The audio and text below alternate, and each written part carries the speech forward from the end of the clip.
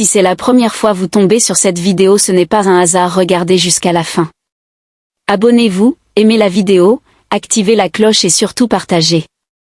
Que Dieu vous bénisse. Voici 10 conseils de mariage qui pourraient sauver votre couple. Le dernier est très important.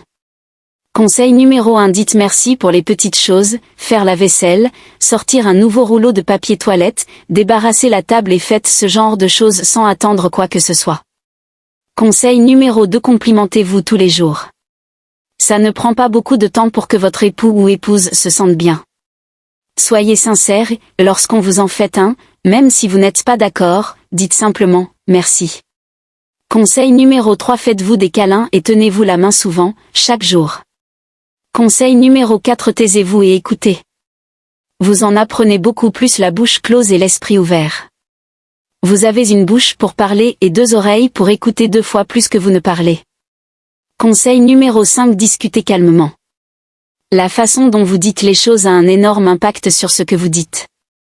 Restez calme et parlez d'un ton normal.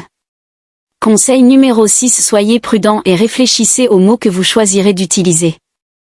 Avant de parler, demandez-vous ceci, si vous ou votre époux se mouriez à cet instant, voudriez-vous que ce que vous êtes sur le point de dire soient les derniers mots que vous aurez partagés?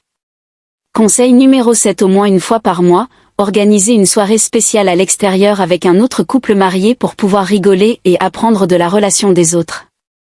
Faites au moins une sortie romantique par mois et ramenez le romantisme chez vous. Conseil numéro 8, prenez des décisions à tour de rôle. C'est agaçant que quelqu'un réponde « comme tu veux » quand on lui demande son avis.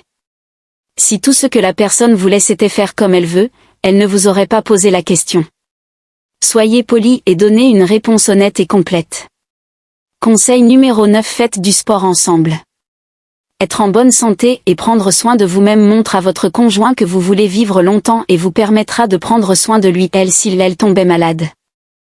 Conseil numéro 10, appréciez les forces de votre conjoint ou conjointe tout comme ses faiblesses. Il ou elle a choisi d'être avec vous parce qu'il y a certains aspects de votre personnalité desquels il ou elle peut apprendre et absorber. Montrez-lui combien vous l'aimez en le ou la soutenant lorsqu'il ou elle est faible et soyez fiers lorsqu'il ou elle est fort ou forte. Écoutez ce qu'il ou elle dit, vous pourriez apprendre des choses. C'était Rose de Nuit, la nuit en rose rose.